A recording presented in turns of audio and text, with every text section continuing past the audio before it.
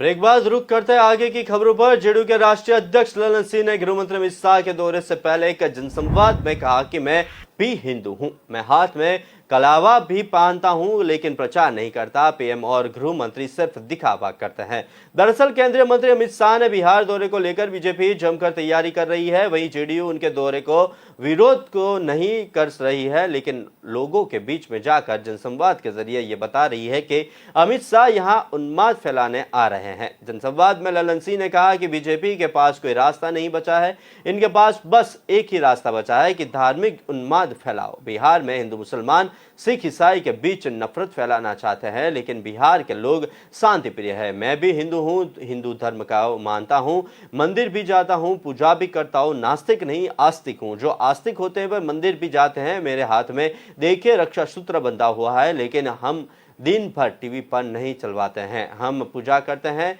ये आस्था की चीज होती है, ये प्रचार करने की चीज नहीं है, यह राजनीति करने का चीज नहीं है, यह विश्वास की चीज है। ललन सिंह ने प्रधानमंत्री नरेंद्र मोदी और गृह मंत्री अमित शाह पर हमला करते हुए कहा कि आज नरेंद्र मोदी और अमित शाह किसी मंदिर में चले जाएं।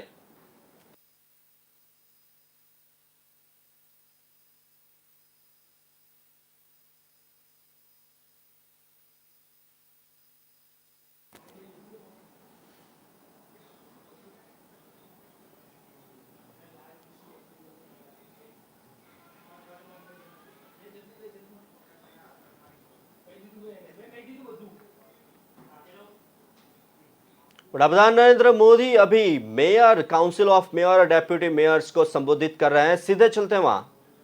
तब ये काम हुआ था। हमारे शहर में भाजपा का बोर्ड चुन करके आया था, तब ये काम आया था। भाजपा के लोग जब यहां सत्ता में आए थे, तब इतना बड़ा परिवर्तन आया था। ये लोक मानस में स्थिर होना चाहिए। साथियों, सबका साथ, सबका विकास, सबका विश्वास और सबसे महत्वपूर्ण बात है सबका प्रयास। ये जो वैचारिक परिपाटी भाजपा ने अपनाई है, वही हमारे शासन के, गवर्नेंस के मॉडल के, डेवलपमेंट के मॉडल के, हमारे शहरी विकास में भी वो झलकती है। यही हमारे गवर्नेंस मॉडल को दूसरों से अलग करता है। जब विकास मानव केंद्रित होता है, जब जीवन को आसान बनाना, ईज ऑफ लिविंग सबसे बड़ी प्राथमिकता होती है, तो सार्थक परिणाम जरूर मिलते हैं। आप सभी इस समय गुजरात में हैं। मैंने भी वहां कई वर्षों तक वहां की जनता की सेवा करने का मुझे मौका मिला। वहां पर से मुझे एमएलए बनने का मौका मिला। बाद में लोगों ने मुझे मुख्यमंत्री का भी काम दिया। और जब मेरा लंबा कालखंड गुजरात में गया है और आप सब आज गुजरात में हैं, तो मैं स्वाभाविक कुछ बातें जो उदाहरण दूंगा उसमें थोड़ी गुजरात की चर्चा रहेगी। अब जैसे अर्बन ट्रांसपोर्ट की बात करें, तो गुजरात ही था जिसने बीआरटी जैसा प्रयोग सबसे पहले प्रारंभ किया था। आज देश के शहरों में ऐप बेस्ड कैब्स, यानी आप ऐप के द्वारा टैक्सी मंगवाते हैं, तुरंत मिल जाती है। ये बात आज हिंदुस्तान के में कॉमन हो गई है, लेकिन गुजरात में बहुत साल पहले इनोवेटिव रिक्शा सर्विस जी ऑटोज की शुरुआत हुई थी। और इनोवेशन किसी और ने नहीं, बल्कि हमारे ऑटो ड्राइवर्स की टीम ने ही किया था। आज रीजनल रैपिड ट्रांसपोर्ट सिस्टम और मल्टी मॉडल कनेक्टिविटी की इतनी चर्चा होती है, लेकिन गुजरात में बरसों पहले मल्टी मॉडल कनेक्टिविटी पर काम हो रहा है। ये सारे उदाहरण मैं आपको इसलिए भी दे रहा हूं क्योंकि इसमें हमें ये भी संदेश मिलता है कि हमें बहुत आगे की सोचकर काम करना होगा। मुझे पता है कि आप में से कई मेयर्स इस दिशा में बहुत अच्छा काम कर रहे हैं और जब ये सम्मेलन हो रहा है तो हमें एक दूसरे से बहुत कुछ सीखना है। साथ बैठेंगे, साथ बातें करेंगे, बहुत चीजें जानने को मिलेगी, हर एक के नए नए प्रयोगों का पता चलेगा। साथियों, आजादी के अमृत काल में आज भारत अपने अर्बन इंफ्रास्ट्रक्चर पर अभूतपूर्व निवेश कर रहा है। 2014 तक हमारे देश में मेट्रो नेटवर्क 250 किलोमीटर से भी कम था। आज देश में मेट्रो नेटवर्क 775 किलोमीटर से भी ज्यादा हो चुका है। 1000 किलोमीटर के नए मेट्रो रूट पर आज काम चल रहा है। हमारा प्रयास है कि हमारे शहर होलिस्टिक लाइफस्टाइल का भी केंद्र बने। आज 100 से अधिक शहरों में स्मार्ट सुविधाओं का निर्माण किया जा रहा है।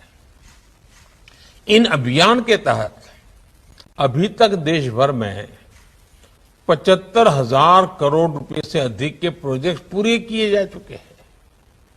ये वो शहर हैं जो भविष्य में अर्बन प्लानिंग के लाइट हाउस बनने वाले हैं। साथियों, हमारे शहरों की एक बहुत बड़ी समस्या अर्बन हाउसिंग की भी रहती है।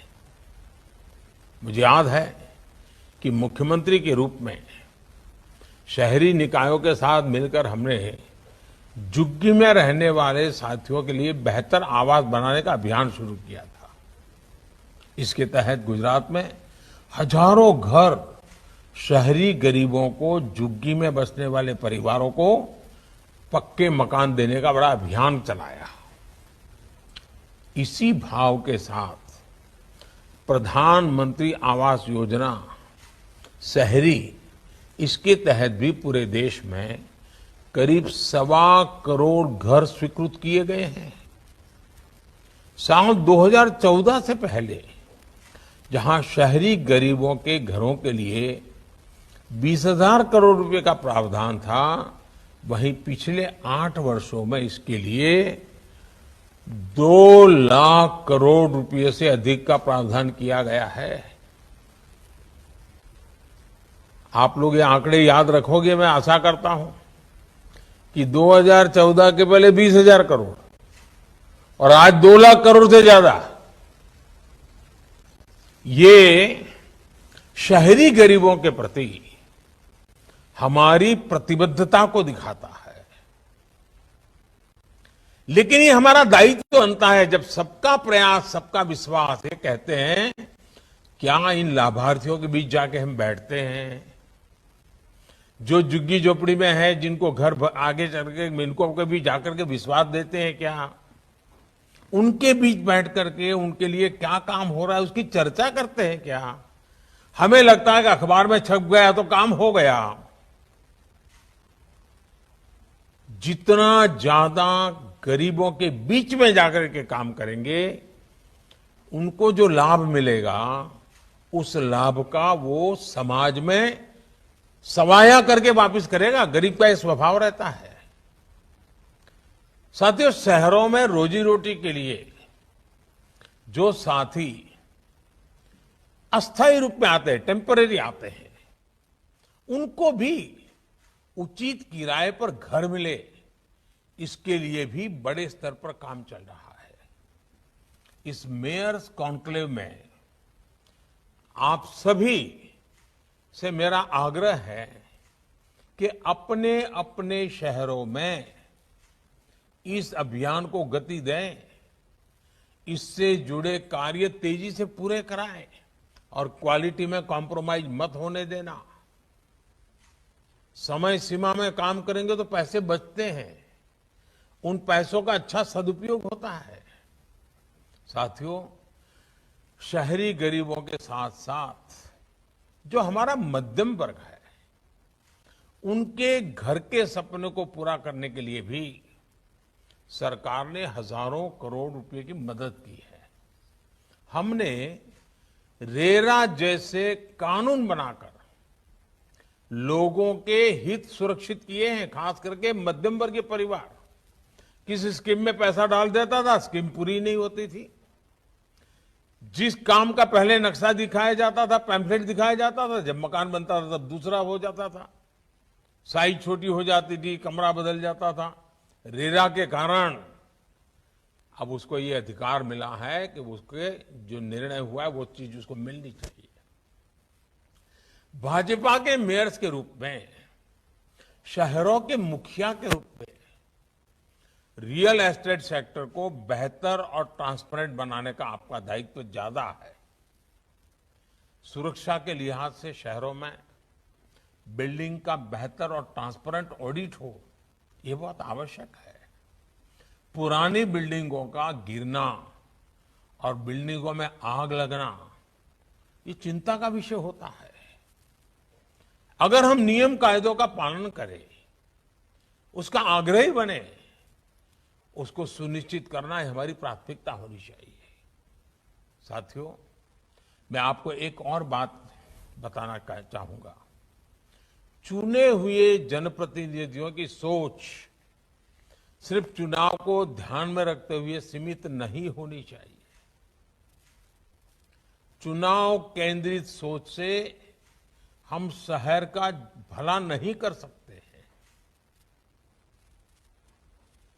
कई बार शहर के लिए फैसला बेहतर होते हुए भी इस डर से नहीं किया जाता कि कहीं चुनाव में नुकसान हो जाए। अब मुझे याद है, मैं जब गुजरात में था तो 2005 में हमने अर्बन डेवलपमेंट ईयर मनाने का कार्यक्रम बनाया और करीब 100-150 ऐसे पॉइंट निकाले जिसके आधार पर शहर में चौराहे की चिंता करना, एंक्रोचमेंट को हटाना, सफाई की चिंता करना, बिजली के तार पुराने हैं तो बताना, बहुत सारे पैरामीटर्स थे। और जन भागीदारी से चौराहों के सुशोभन के लिए भी बहुत काम हुआ। अब उसमें एक मुद्दा था एंक्रोचमेंट हटाना। अब जब एंक्रोचमेंट हटाना शुरू किया तो मुझे मेरे गुजरात के भाजपा के नेता मिलने आए। उनका कहना था, साहब अभी तो हमारा कॉर्पोरेशन और पंचायतों का चुनाव आने वाला है, अपने कार्यक्रम कैसे ले लिया। अच्छा, मैं भी भूल गया था कि 2005 को मैंने अर्बन डेवलपमेंट ईयर बनाया, लेकिन उस समय चुनाव है, मुझे भी ध्यान नहीं था। जब सब लोग आए, मैंने कहा देखो भाई, अब ये बदल नहीं होगा।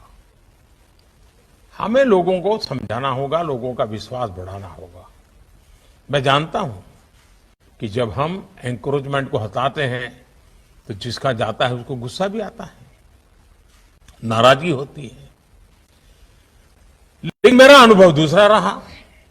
जब हमने एक ईमानदारी से प्रयास शुरू किया तो लोग स्वयं आगे आए। लोगों ने जो अपना कभी आधा फुट, 1 फुट, 2 फुट कुछ न कुछ किया था, सबने हटाना शुरू किया। रोड खुल गए, रोड चौड़े बनने लग गए, क्योंकि उनको विश्वास हो गया कि यहां पर कोई भाई भतीजावाद नहीं है, मेरा तेरा नहीं है, एक कतार में जो भी है सबका हटाया जा रहा है। तो लोगों ने मदद की, अतिक्रमण हटा, रास्ते चौड़े हो गए। कहने का तात्पर्य यह है कि अगर हम सही काम करते हैं, जनहित में करते हैं, तो लोगों का साथ मिलता है, डरने की जरूरत नहीं जी। जब जनता को ईमानदारी दिखती है, बिना भेदभाव के अमल दिखता है, तब लोग स्वयं आगे बढ़कर के साथ देते हैं। साथियों, आर्थिक गतिविधियों के महत्वपूर्ण सेंटर्स के रूप में शहरों की प्लानिंग पर हमें विशेष फोकस करने की जरूरत है। हम चाहे या न चाहे, अर्बनाइजेशन होते ही रहने वाला है। शहरों का पर दबाव बढ़ने वाला है, शहरों की जनसंख्या बढ़ने वाली है, शहरों की जिम्मेवारियां बढ़ने वाली हैं, और ये भी सच्चाई है कि आर्थिक गतिविधि का केंद्र शहर में बहुत तेज गति से आगे बढ़ता है। और इसलिए हमें अगर हम मेयर है तो मेरा शहर आर्थिक रूप से समृद्ध हो, मेरा शहर किसी न किसी प्रोडक्ट के लिए जाना जाए, मेरा शहर टूरिज्म के लिए आकर्षण का केंद्र बने, मेरा शहर उसकी एक पहचान बने। इन सारी चीजों में आर्थिक व्यवस्थाएं जुड़ी होती है। आपने देखा होगा इस वर्ष का जो बजट है उसमें अर्बन प्लानिंग पर बहुत अधिक बल दिया गया है। अब यह भी आवश्यक है कि शहरों की प्लानिंग को भी विकेंद्रीकरण होना चाहिए, डिसेंट्रलाइजेशन।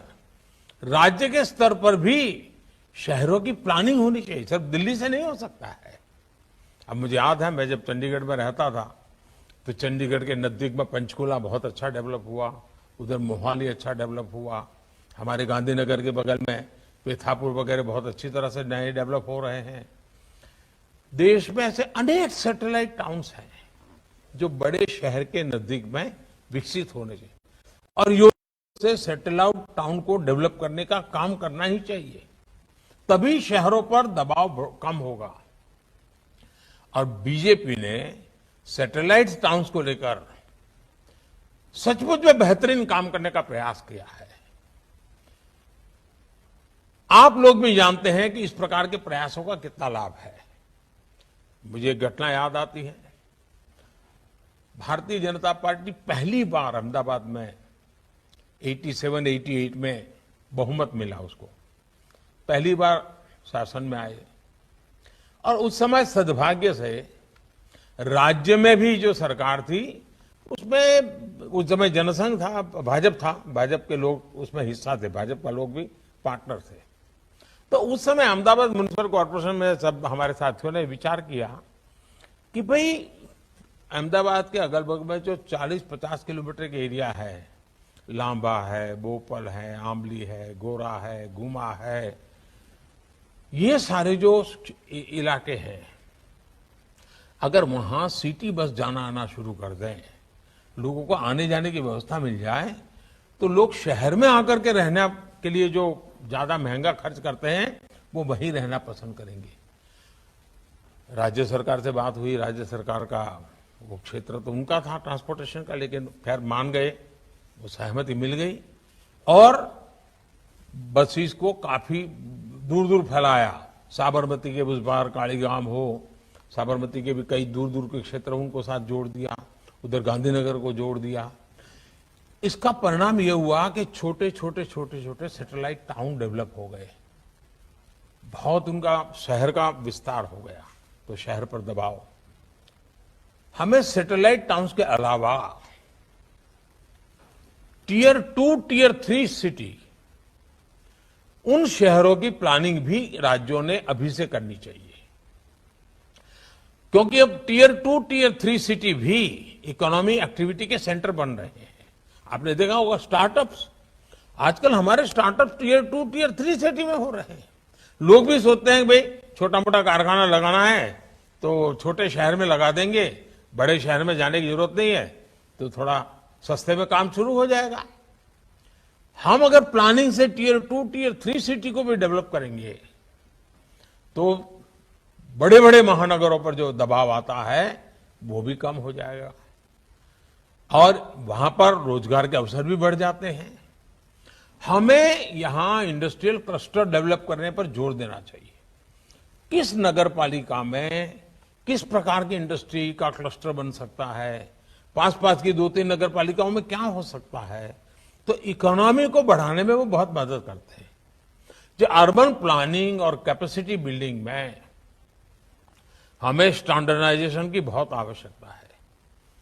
हमें कैजुअल, एडहोक इन चीजों से बाहर आ जाना चाहिए, नीति निर्धारित कर करके करना चाहिए। आप देखिए बदलाव अच्छे आएंगे, डिसीजन में भी ट्रांसपेरेंसी आएगी, ग्रे एरिया लगभग खत्म हो जाएगा। साथियों, स्थानीय निकायों को बजट के लिए ज्यादा से ज्यादा आत्मनिर्भर कैसे बना सके। देखिए, शहर का विकास करना है तो शहर को धन भी लगता है। कभी हम स्कूल के बच्चों को बताते ही नहीं है कि भी रोड बना है तो रोड कितना खर्चा लगा है, ये फुटपाथ बना है तो फुटपाथ का कितना खर्चा लगा है, ये पैड लगाने के लिए जो लोहे का हमने सुरक्षा कवच बना है उसका कितना खर्चा लगता है, ये बिजली के खंभे लगे हुए कितना खर्चा। समाज को भी, लोगों सामान्य मानव को पता नहीं होता है कि सारी चीजों का कितना खर्चा लगता है। वो अपने घर में एक छोटी भी दीवार बनाता है तो उसका खर्चा पता चलता है, लेकिन नगर में इतने सारे खर्चे उसको पता नहीं होता है। हमें उसको प्रशिक्षित करना चाहिए, बच्चों को समझाना चाहिए, देखो इतना महंगा होता है, इसको नुकसान नहीं होना चाहिए, हमारी संपत्ति है। समाज को जोड़ते रहना चाहिए। साथियों, अर्बन प्लानिंग में हमने देखा होगा कि शहर के सामान्य मानवीय की सुविधाओं को कौन संभालता है भाई?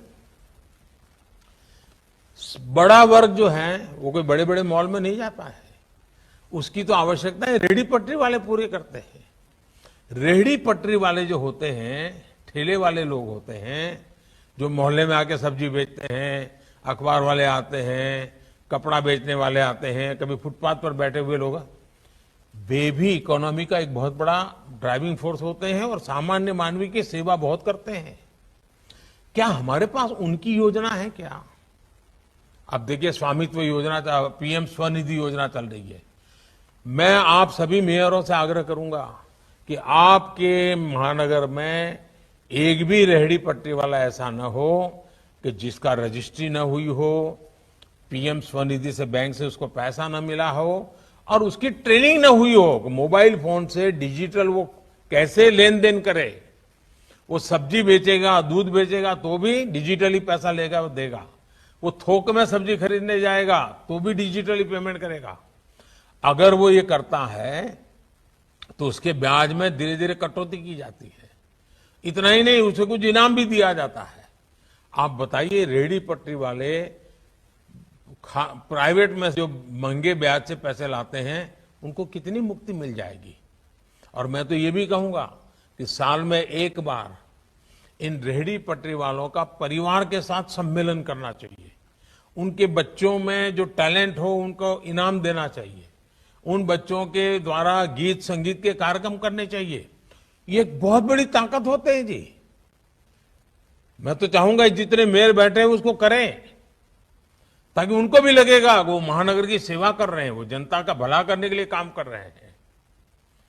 देखिए, आज करीब 35 लाख ऐसे हमारे रेहड़ी पटरी वाले साथी हैं जिनको बैंक से पैसा मिला है।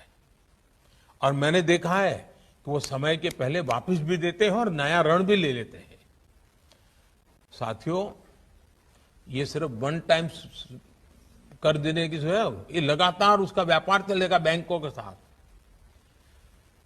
और डिजिटल पेमेंट से उसको बहुत लाभ मिलेगा, उससे गति मिलेगी।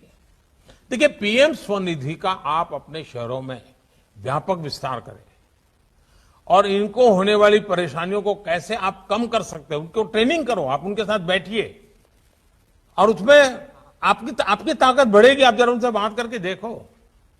साथियों, शहरों की समस्याओं को सुलझाने के लिए ये भी आवश्यक है कि हमें हमारी आदतें बदलनी पड़ती है। नागरिकों के बिहेवियर में चेंज लाना पड़ता है, वरना हमने तो देखा है लोगों का स्वभाव कैसा होता है। कुछ लोग जल्दी उठ जाते हैं, क्यों? तो अपने घर का कचरा साफ करके बगल वाले के घर के सामने डाल देते हैं।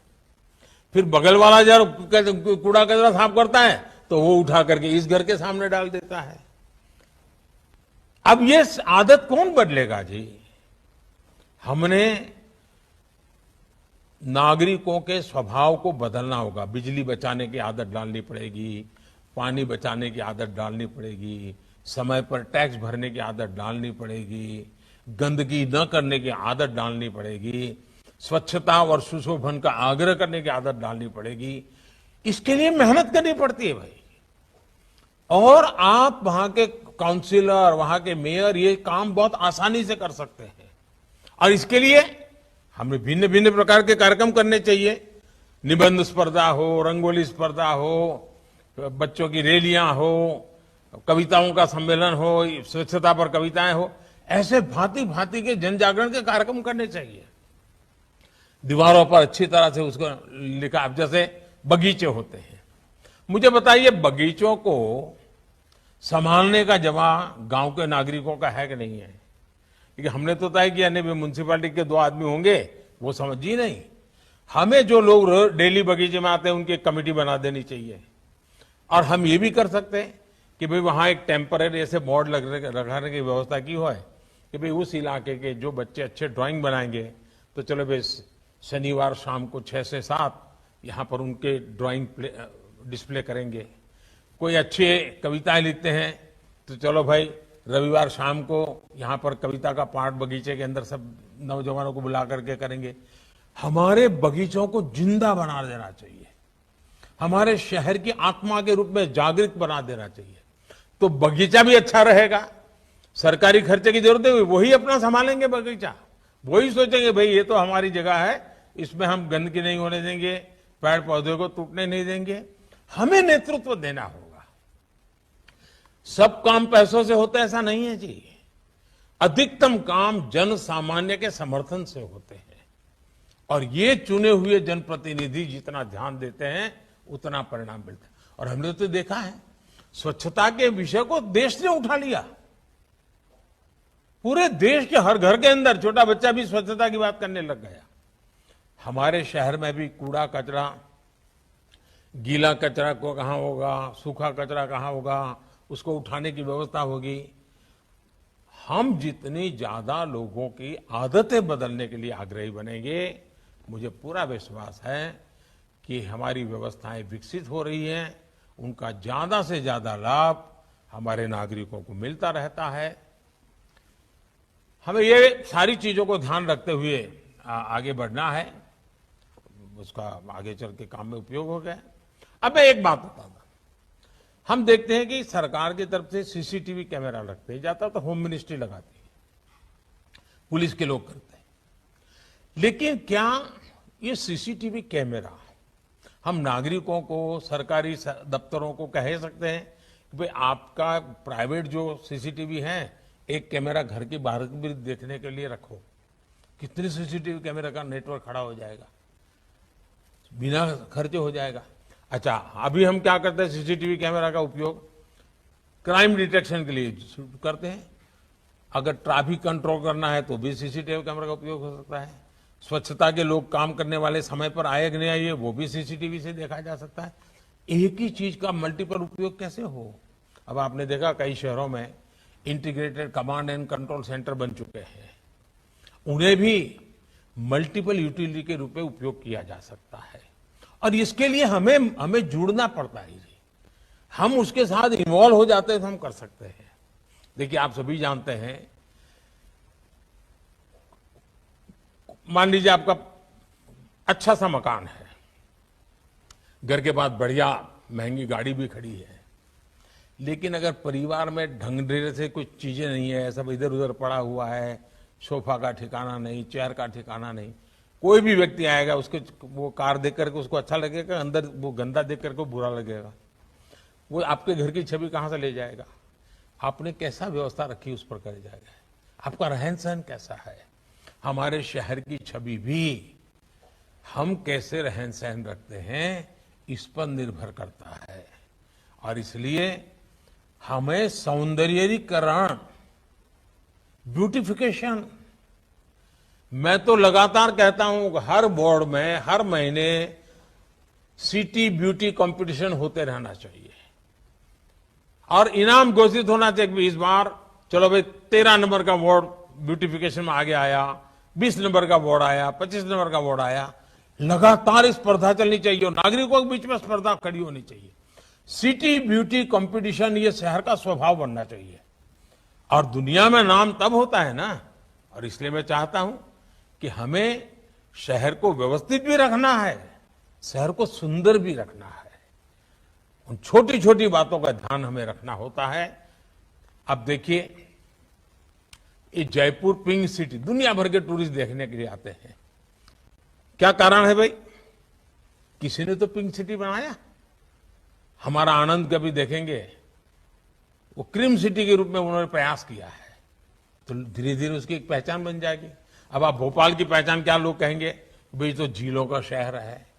यानी किसी ने कुछ न कुछ किया है, प्लानिंग किया है, तब जाकर के उस शहर की पहचान बनी है। कि आपने तय किया है कि भी मेरे शहर ग्रीन सिटी के रूप में जाना जाएगा, मेरा शहर इस बात के लिए जाना जाएगा, मेरा शहर इस बात के लिए उसकी पहचान बनेगी, और लोगों को भी लगेगा इसमें कोई कॉम्प्रोमाइज नहीं करना है। अगर आप इसको लोगों को प्रोत्साहित करेंगे, मुझे पक्का विश्वास है कि आप अच्छे ढंग से इसको कर सकते हैं। और टूरिस्ट भी एक बहुत बड़ा इनकम का साधन होता है। लोगों को मन करना चाहिए, आप यानी अच्छा शहर होगा, सुंदर शहर होगा, तो लोग अपना रोजी रोटी उद्योग करने के लिए भी वहां आना पसंद करेंगे। और इसलिए मेरा आपसे प्रयास है, उसी प्रकार से जब सिटी लाइफ में परिवर्तन आता है तो उसका एक लाभ भी मिलता है। अब आप देखिए अहमदाबाद में साबरमती रिवर फ्रंट, या आप कभी कांकरिया झील की बात करेंगे,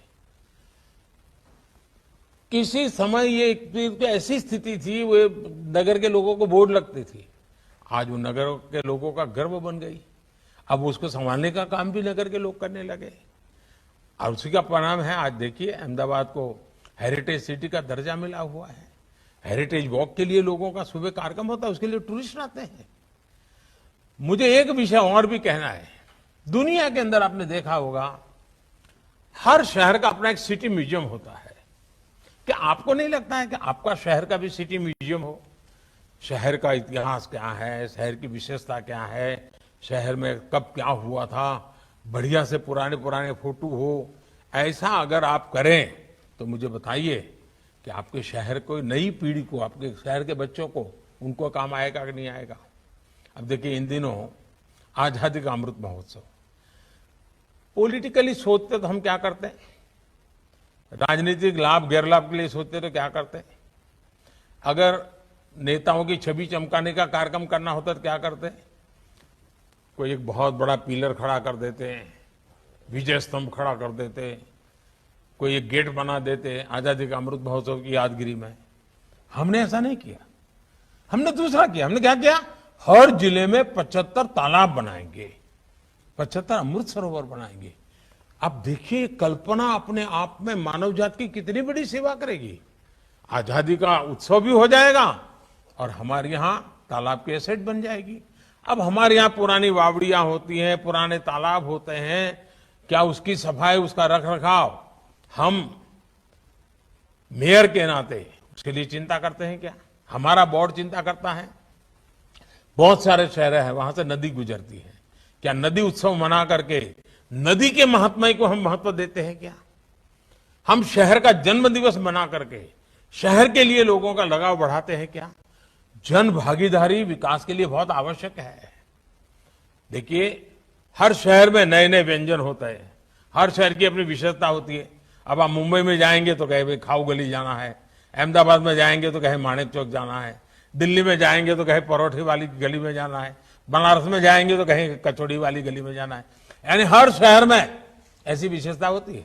लेकिन क्या कभी आपने पुराने जमाने में जो चला अभी उसको हाइजीनिक दृष्टि से, हाइजीन फोकस करते हुए, वहां पर बेचने वाले लोग साफ सुथरे हैं, उनके हाथ में कुछ पहना हुआ है, हाथ नहीं लगाते हैं, पानी को हाथ नहीं लगाते हैं। अब देखिए लोग कॉन्शियस सोसाइटी बनी है, तो लोग 5 स्टार होटल में जाना पसंद नहीं करेंगे, गली में आकर के खाना पसंद करेंगे। यहाँ तो बहुत साफ सफाई बहुत होती है। क्या आप अपने शहर में कम से कम एक इलाका ऐसा नहीं बना सकते? पक्का बना सकते हैं दोस्तों। लोग याद करेंगे कि हाँ भाई पहले तो यहाँ ऐसे ही लोग खड़े हो जाते थे, कोई पानी पूरी बेचता था, कोई पकौड़े बेचता था, अब इतना शानदार हो गया। और जब शानदार होगा ना तो लोग 2 रुपये ज्यादा देने के लिए तैयार हो जाते हैं। सौंदर्य भी बढ़ता है, स्वास्थ्य के लिए भी लाभ होता है। ये सारी चीजें एक दूसरे से जुड़ी हुई है। देखिए बीते 8 वर्षों में सतत प्रयासों से आज स्वच्छता को लेकर अभूतपूर्व जन जागृति हम देख रहे हैं। लेकिन उसको भी अब नेक्स्ट स्टेज पर लेना पड़ेगा, हमें नेक्स्ट जनरेशन सोचना पड़ेगा। स्वच्छता को हमें स्थिर बनाना है, स्थायी बनाना है, तो solid waste management, waste to wealth, ये हमारी व्यवस्था का, हमारी योजना का हिस्सा होना चाहिए। 2014 से पहले की तुलना में सॉलिड वेस्ट की प्रोसेसिंग कभी 18% होती थी 2014 के पहले, आज हम 75% तक पहुंचे हैं। लेकिन वह रुकना नहीं है जी, हमें इस अभियान को और तेज करना है। शहरों में जो कूड़े के पहाड़ हैं उनसे मुक्ति पाने के लिए हमें अपने प्रयास बढ़ाने हैं। अब देखिए, सूरत की बात होती है, इंदौर की बात होती है, कैसे हुआ? यही किया गया। अब तो इंदौर में तो कूड़े कचरे में से उन्होंने गैस का प्लांट लगा दिया है, कमाई शुरू कर दी है। यानी एक प्रकार से उसमें तो कमाई आना शुरू हो जाती है, सामाजिक संगठन भी उसके साथ जुड़ जाते हैं। और मैं चाहूंगा कि हम इस दिशा में प्रयत्न करें। कितने ही शहरों में देखते हैं कि युवाओं ने मिलकर के छोटे छोटे संगठन बनाए, एनजीओ बनाए, वो स्वच्छता का काम करते हैं, सुशोभन का काम करते हैं। आपको भी देखना चाहिए कि आपके हर वार्ड में ऐसी युवकों की कंपटीशन हो, वो ऐसे ऊर्जावान युवा आगे आए, वे छोटी छोटी टोलियां बनाए और डेली आधा घंटा, 1 घंटा, आधा घंटा, 1 घंटा, कोई सप्ताह में 1 घंटा ऐसा दे। आदत डालनी चाहिए, आपको नेतृत्व देना चाहिए। नई पीढ़ी, नए नौजवान की पीढ़ी करने की शौकीन होती है, स्वभाव होता है, उनको अच्छा लगता है। सिर्फ उनको दिशा देने की जरूरत है, और तभी जाकर के सबका प्रयास एक विकसित शहर, विकसित भारत बनाने के लिए काम आता है। और हमें विकसित भारत बनाना है तो हम इन चीजों को, देखिए भाजपा के मेयर का कार्य, भाजपा शासित निकायों का कामकाज अलग से अलग नजर आना चाहिए। और ये मेरी तो अपेक्षा है ही, लेकिन आपका भी संकल्प होगा, आप भी चाहते होगा। और इसलिए अब जैसे ग्लोबल वार्मिंग की चर्चाएं बहुत होती हैं, पर्यावरण की चर्चाएं होती हैं, कभी नगर पालिका के रेवेन्यू की चर्चा होती है। क्या कभी आपने साइंटिफिक तरीके से आपकी जो स्ट्रीट लाइट है उसका ऑडिट किया है क्या? एलईडी बल्ब आपकी स्ट्रीट लाइट में 100% लगा है क्या?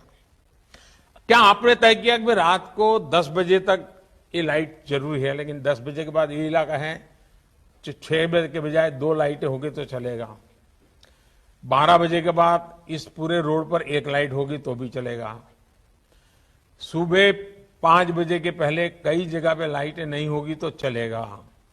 साइंटिफिक तरीके से, टेक्नोलॉजी की मदद से सब संभव होता है।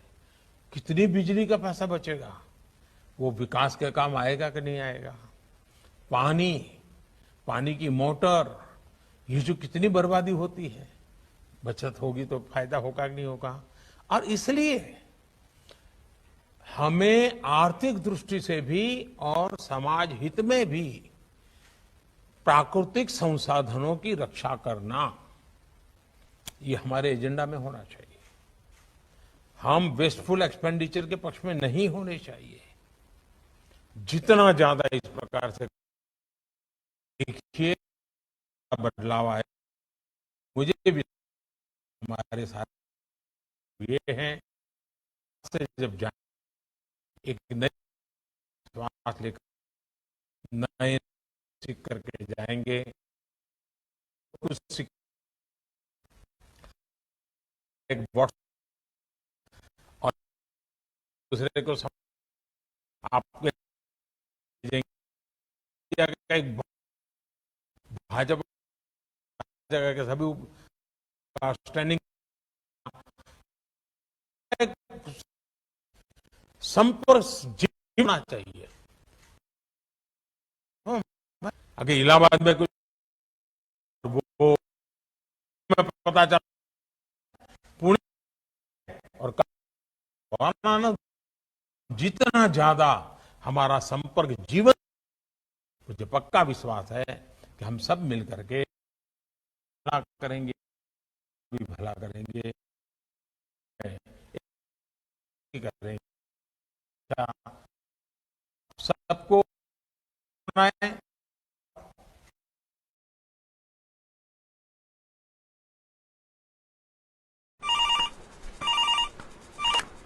हेलो।